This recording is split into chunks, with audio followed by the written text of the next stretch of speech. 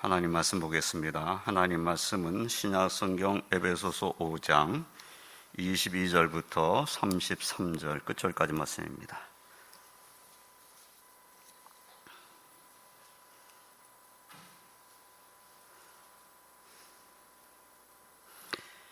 에베소서 5장 22절로 33절 말씀, 제가 말씀을 봉독하겠습니다. 아내들이여 자기 남편에게 복종하기를 주께 하듯 하라. 이는 남편이 아내의 머리됨이 그리스도께서 교회의 머리됨과 같음이니 그가 바로 몸의 구주시니라. 그러므로 교회가 그리스도에게 하듯 아내들도 범사에 자기 남편에게 복종할지니라. 남편들아, 아내 사랑하기를 그리스도께서 교회를 사랑하시고 그 교회를 위하여 자신을 주신같이 하라. 이는 곧 물로 씻어 말씀으로 깨끗하게 하사 거룩하게 하시고 자기 앞에 영광스러운 교회로 세우사 티나 주름 잡힌 것이나 이런 것들이 없이 거룩하고 흠이 없게 하려 하심이라. 이와 같이 남편들도 자기 아내 사랑하기를 자기 자신과 같이 할지니 자기 아내를 사랑하는 자는 자기를 사랑한 것이라. 누구든지 언제나 자기 육체를 미워하지 않고 오직 양육하여 보호하기를 그리스도께서 교회에 함과 같이 하나니 우리는 그 몸의 지체이므라. 그러므로 사람이 부모를 떠나 그의 아내와 합하여 그들이 한 육체가 될지니 이 비밀이 크도다. 나는 그리스도와 교회에 대하여 말하노라. 그러나 너희도 각각 자기 아내 사랑하기를 자신같이 하고 아내도 자기 남편을 존경하라. 아멘. 할렐루야. 하나님의 사랑과 은혜와 축복이 성도님의 가정에 항상 가득하시기를 주님의 이름으로 축원드립니다. 알고 계시겠지만 지난 5월 21일은 부부의 날이었습니다. 그래서 오늘 설교는 지난 주일에 했어야 했는데 지난 주일은 성령 강림 주일이었기 때문에 오늘 하게 되었습니다. 가정의 달인 5월달 31일 중에 왜 21일이 부부의 날일까요? 21일이라는 것에 의미가 있는 것 같아요. 둘이 하나 된 그런 사람들이 부부니까 21일이랍니다. 오늘 본문 31절도 말씀을 보면은 그러므로 사람이 부모를 떠나 그의 아내와 합하여 그 둘이 한 육체가 될지니 이 비밀이 크도다. 나는 그리스도와 교회에 대하여 말하노라. 그래서 부모를 떠나 아내와 합하여 둘이 하나가 된 이런 모습이 부부의 모습이라는 것을 성경이 말씀하고 있는 거죠. 성도님은 어떻게 생각하실지 모르겠지만 나이가 들어갈수록 점점 저는 부부는 둘도 없는 가장 가까운 친구다 이런 생각이 듭니다. 또 인생의 동반자고 하나님의 일을 함께하는 동력자다라는 생각이 듭니다. 가끔은 티격태격할 수도 있지만 그래도 티격태격할 수 있는 친구가 있고 없으면 안 될 친구가 부부다 이런 생각이 듭니다. 오늘은 부부의 날은 지났지만 본문 말씀 중심으로 해서 부부에게 주시는 교훈, 사실은 잘하는 말씀이고 순종하여 실천을 하면 되는 것을 알지만 그 실천이 쉽지 않은 말씀을 다시 함께 생각하면서 은혜를 나누고자 합니다. 첫째로 아내에게는 남편에게 복종하라고 말씀을 하십니다. 무엇보다도 우리 그리스도인들은 하나님 말씀에 순종해서 하나님의 뜻을 따라야 합니다. 그것이 명령이라면 순종해야 합니다. 그런데 오늘 본문 말씀은 아내에게 먼저 명령을 하셨습니다. 사도 바울께서 본문 22절로 24절에서 아내들이여 자기 남편에게 복종하기를 주께 하듯 하라. 이는 남편이 아내의 머리됨이 그리스도께서 교회의 머리됨과 같음이니 그가 바로 몸의 구주시니라. 그러므로 교회가 그리스도에게 하듯 아내들도 범사에 자기 남편에게 복종할지니라. 이렇게 말씀하셨어요. 골로새서 3장 18절 말씀을 보면은 아내들아 남편에게 복종하라. 이는 주 안에서 마땅하니라. 이렇게 말씀하셨습니다. 그런데 이것은 하나님께서 사람을 창조하실 때부터 하나님의 뜻이었습니다. 하나님께서 남자를 먼저 창조하셨고 다음에 그를 위하여 돕는 배풀을 지으리라 하시고 아담을 깊이 잠들게 하시고 그 갈빗대 하나를 취하여 살로 대신 채우시고 여자를 만드셨다. 이렇게 성경이 말씀하고 있습니다.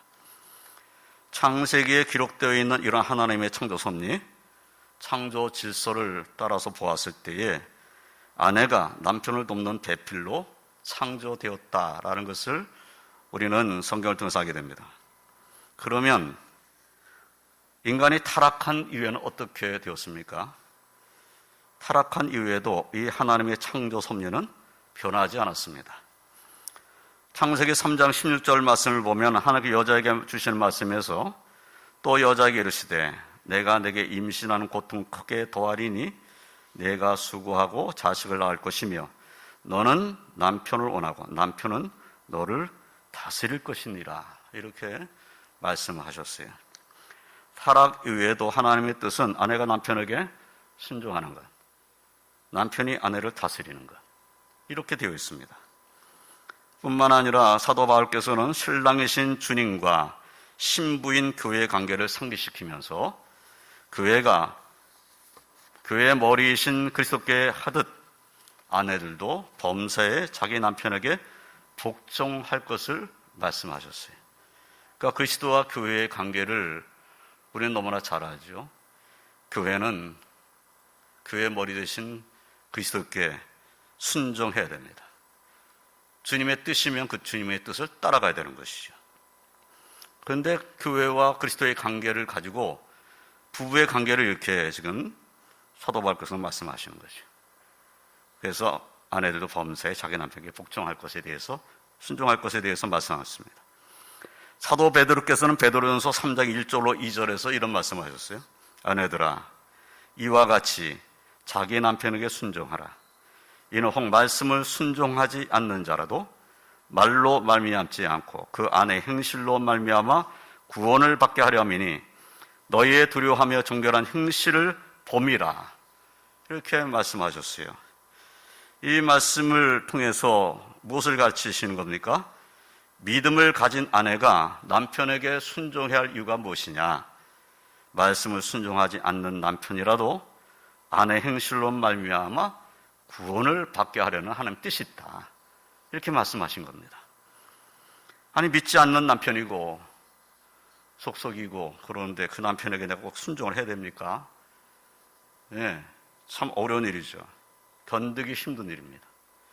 그런데 사도 베드로께서 말씀하고자 하신 것은 무엇이냐면 그런 자라도 너를 통해서 구원하기를 원하신 것이 하나님의 뜻이다. 이렇게 지금 말씀하시는 거예요. 그러니까 남편에 대해서 아내는 어떤 생각을 해야 되니까 그 영혼을 불쌍히 생각하는 것이. 나는 하나님을 믿어서 구원받은 하나님의 백성이 됐는데 나와 하나 된 내 남편이 지금 믿지 않는 이런 모습이에요. 그런데 그 남편을 위해서 내가 모든 행실에서 하나님을 두려워하고 그리고 나의 삶을 정결한 그런 행실을 함으로써 남편을 감동시켜 남편으로 하여금 예수를 영접하여 구원받게 하려는 그러한 노력이 아내에게 있어야 된다.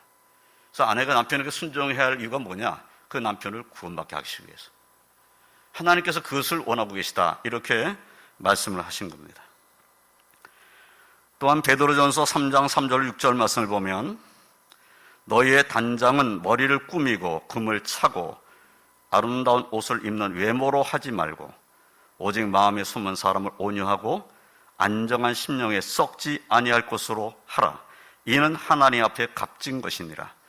전에 하나님께 소망을 두었던 거룩한 부녀들도 이와 같이 자기 남편에게 순종함으로 자기를 단장하였나니 사라가 아브라함을 주라칭하여 순종한 것 같이 너희는 선을 행하고 아무 두려운 일에도 놀라지 아니하면 그의 딸이 된 것이니라. 이렇게 말씀하십니다. 사도 바울께서 이 말씀에서 믿는 아내가 남편에게 순종해야 할 또 한 가지 이유는 이것이 자신을 단장하는 일이 되기 때문이라는 거예요. 머리를 꾸미고 금을 차고 아름다운 옷을 입고 그러면 외모로는 아름답게 보이는 거죠. 그런데 그 마음이, 그 숨은 사람이 온유하지 않고 안정한 그러한 심령에 썩지 아니할 것을 의지하지 아니하고, 그리고 세상 것만 바라보는 이런 삶을 산다면 외모는 아름답지만 하나님 보실 땐 단장한 여인의 모습은 아니다, 이렇게 말씀하시는 거죠. 그래서 하나님 앞에 값진 단장의 모습은 어떠한 모습인가? 마음에 숨은 사람을 온유하고 안정한 심령에 썩지 아니할 것으로 단장하는. 그런데 그 단장의 모습이 자기 남편에게 순종함으로 자기를 단장하는 모습, 이것을 하나님께서 원하셨다는 겁니다. 우리가 이제 뭐 이런 말을 하죠. 남편과 아내의 관계에 있어서 남편과 아내는 똑같습니다. 내가 남편에 대해서 무시하고 남편 아무것도 아니야, 저 사람 참 좀 내가 의지할 사람은 아닌 것 같아, 그러면 여인의 인생이 뭐가 됩니까? 내 자신이 뭐가 돼? 그 사람과 사랑해서 같이 살고 있는 내 자신을 스스로 모독하는 일이 돼버리고 말아요. 그러니까 그런 모습이 돼서는 안 된다는 거죠. 그렇게 할수록 나는 추한 모습이 돼버리고 말아요. 그러니까 내 남편을 깎아내림으로써 내가 올라가는 것이 아니라는 겁니다. 남편도 마찬가지죠. 아내를 깎아내림으로써 내가 높아지는 것이 아닌 거예요. 아내를 깎아내리는 순간 나도 그냥 깎아내려져 버리고 마는 거죠. 너도 똑같은 사람이다. 너는 그 여자와 같이 사는 사람이잖아. 똑같은 모습이 되어버리고 마는 거죠. 그래서 하나님께서 원하신 것은 뭔가? 너는 외모로 꾸며가지고 외모로서 사람에게 드러내려는 그런 삶의 모습이 아니라 너의 마음을 온유하고 안정한 심령에 썩지 아니할 것으로 그렇게 내 자신을 잔장을 하고 남편에게 순종해라. 그래서 가정이 안정된 가정이 되고 남편을 위해 줌으로써 내 자신도 그 안정한 심령으로 살게 되는 것이죠. 그것을 지금 말씀하신 겁니다. 하나님을 믿는 아내들은 외모가 아니라 온유한 마음, 안정한 심령에 썩지 않을 것을 단장하고 남편에게 순종하는 모습으로 단장할 것을 하나님께서는 믿는 여인들에게 말씀하고 계신 것입니다. 사랑하는 성도 여러분, 여러분들의 가정은 믿음과 사랑 가득한 가정이어야 하겠습니다. 아내된 성도님들은 남편을 위하여 기도하며 아브라함의 아내 사라와 같은 순종하는 모습을 본받고 선을 행하고 아무 두려운 일에도 놀라지 않는 담대함으로 가정을 지키며 하나님께서 주시는 은혜와 축복이 가득한 행복한 가정들이 되시기를 주님의 이름으로 축원드립니다. 두 번째로 남편에게는 아내를 사랑하라고 말씀하셨습니다. 사도 바울께서 본문 25절 말씀에서 남편들아 아내 사랑하기를 그리스도께서 교회를 사랑하시고 그 교회를 위하여 자신을 주신같이 하라. 역시 교회와 그리스도의 관계를 가지고 좀 말씀하시는 거죠. 남편이 아내를 사랑하는데 하나님 어떻게 사랑해야 됩니까? 성경은 그리스도께서 교회를 사랑하신 것처럼, 그래서 교회를 사랑하셔서 자신을 주신 것처럼 남편은 아내를 그렇게 사랑해야 된다. 아내를 사랑하되 자기 자신을 사랑하듯이 그렇게 사랑해야 된다. 아내를 사랑하는 자는 자기 자신을 사랑하는 것이다. 이렇게 오늘 말씀을 우리에게 알려주고 있는 거죠. 골로새 3장 19절 말씀에서도 남편들아 아내를 사랑하며 괴롭게 하지 말라 이렇게 말씀하셨습니다.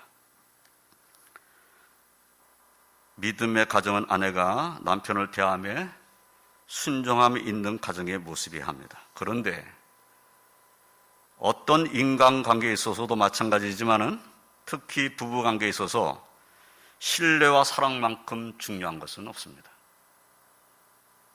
신뢰가 깨지면 사랑도 깨져요. 신뢰와 사랑은 굉장히 중요합니다. 사랑으로 살 수 있어요. 그런데 신뢰가 깨져버리면 사랑도 없어져 버려요.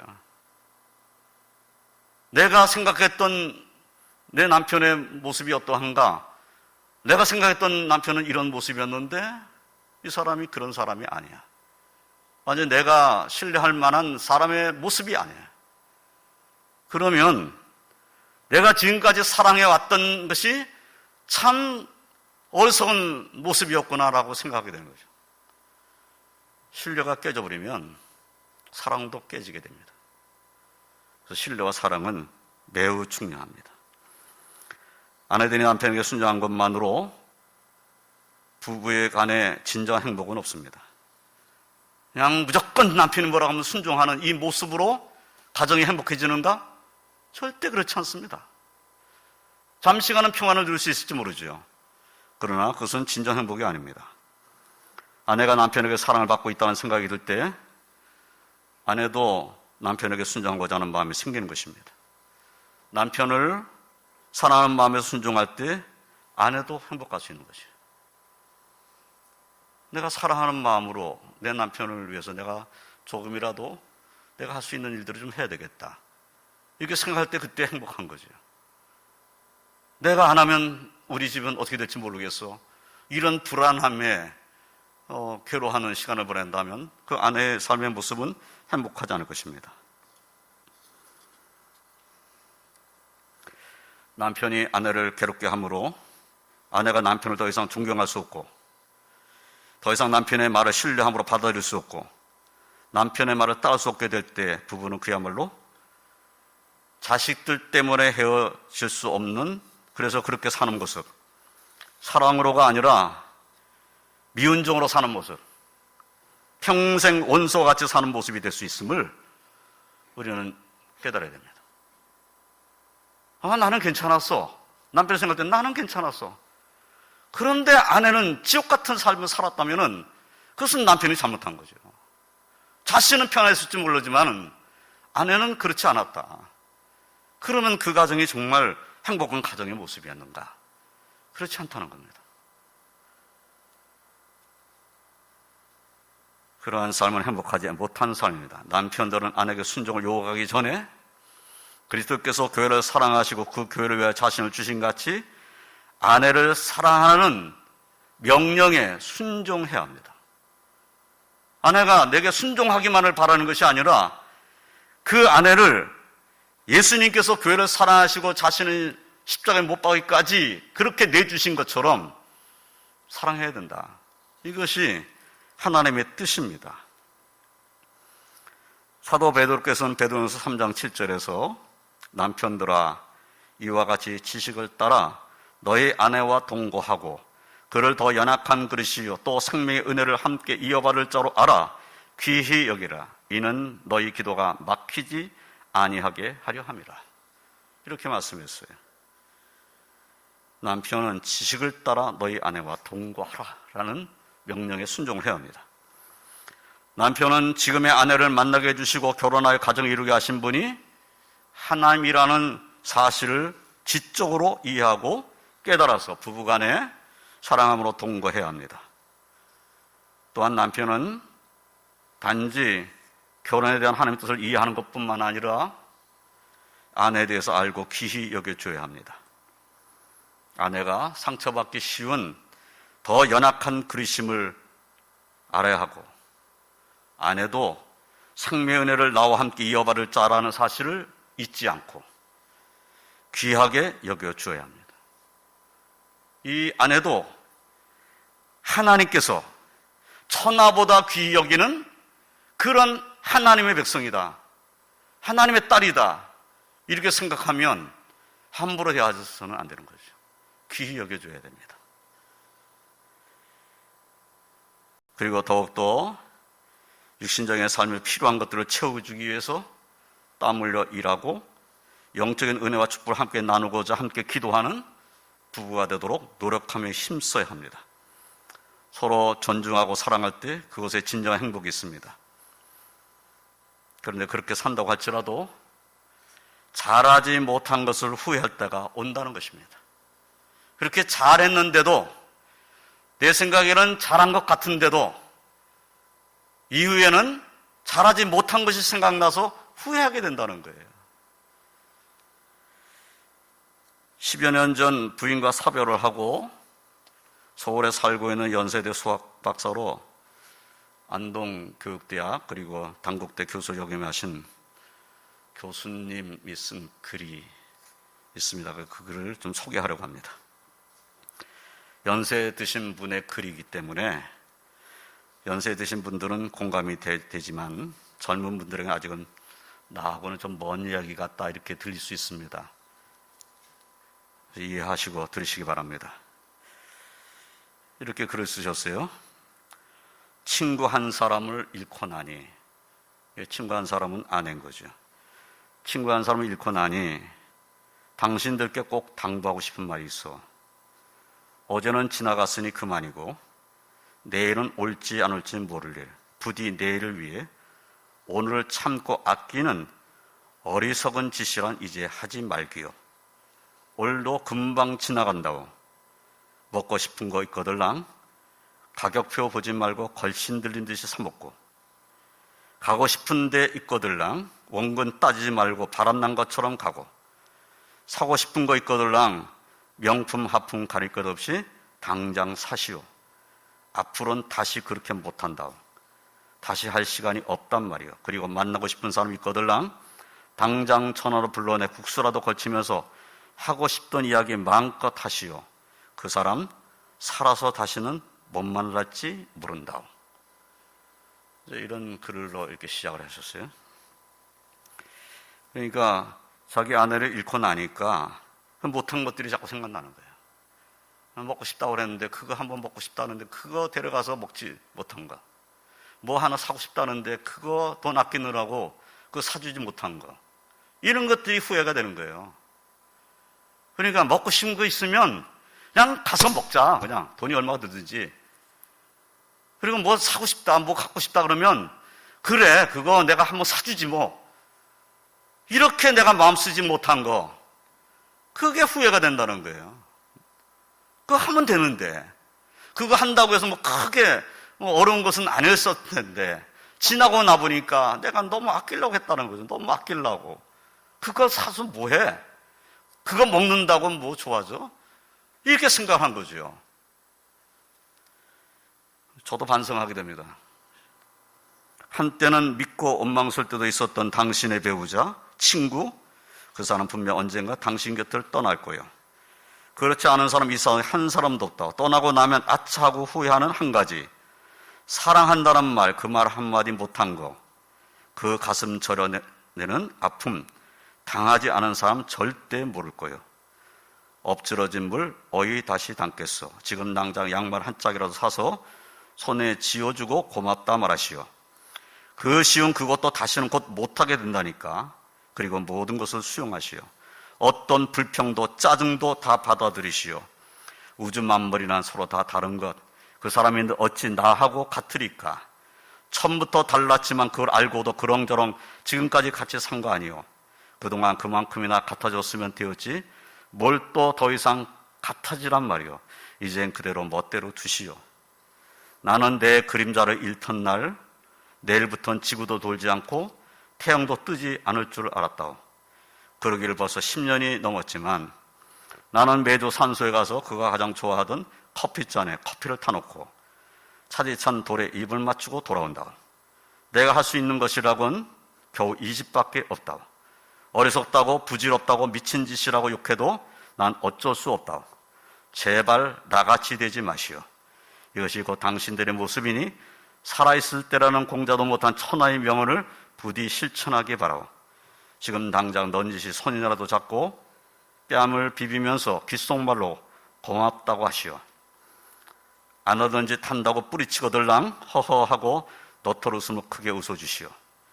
이것이 당신들에게 하고픈 나의 소박하고 간곡한 공고이니 절대로 흘려듣지 말고 언제 끝나버릴지 모르는, 그러나 분명 끝나버릴 남은 세월 부디 즐겁게 사시구려.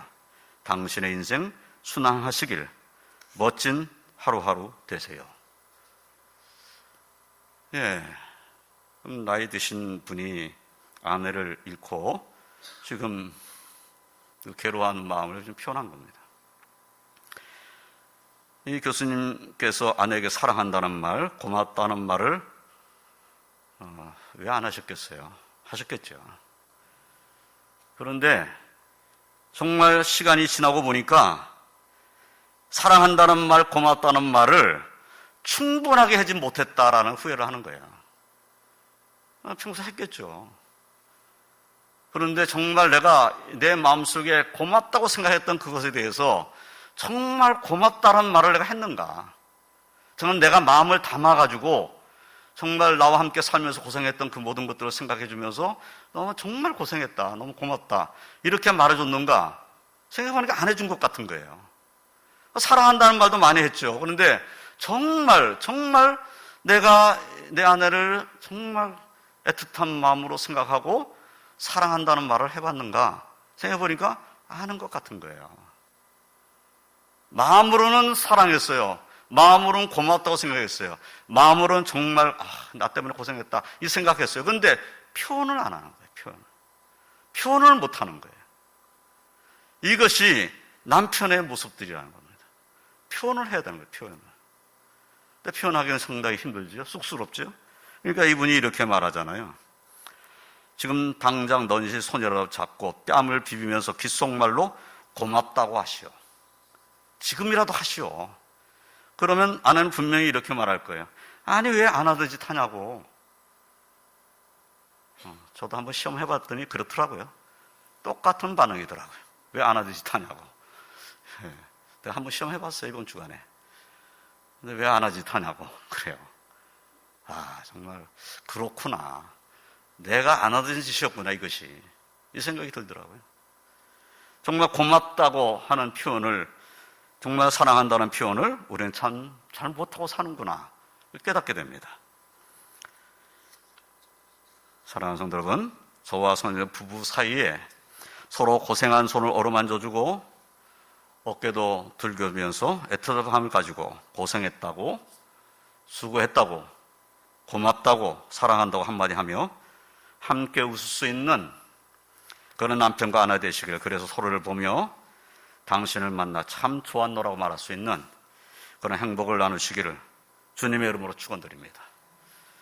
홀로된 아버님, 어머님에게는 자녀들이 그런 모습으로 위로가 되시기를 주님의 이름으로 축원드립니다.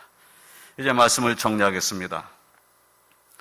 우리는 하나님을 믿는 믿음을 가진 하나님의 백성들입니다. 구원받은 하나님의 백성들입니다. 그렇지만 그렇다고 저절로 가정천국을 이루는 것은 아닙니다. 내가 구원받았으니까 우리 가정은 그냥 저절로 가정천국이 될 거야. 그렇지 않다는 겁니다. 부부간에 사랑의 노력 없이 행복한 가정생활을 이룰 수는 없습니다.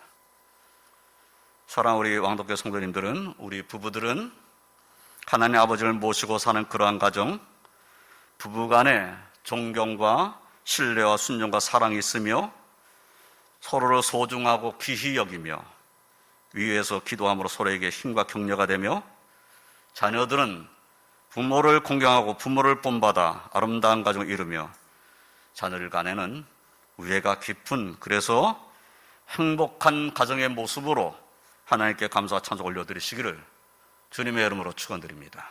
기도하겠습니다. 하나님 감사합니다. 오늘 말씀을 통해서 다시 한번 깨닫게 됩니다. 하나님께서 원하시는 가정, 하나님께서 원하시는 부부의 모습은 어떤 모습인가? 저희들이 함께 말씀을 통해서 살펴보았습니다.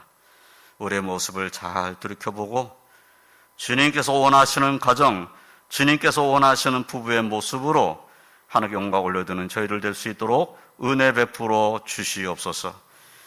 우리들의 가정에는 하나님의 은혜가 충만하고 주의 백성들 부부들의 삶 가운데는 서로 사랑과 신뢰함이 가득하고 함께 격려하고 함께 기도하고 함께 하나님 일을 하고 함께 하나님께 영광을 올려드릴 수 있는 그 은혜가 넘치게 하여 주시옵소서.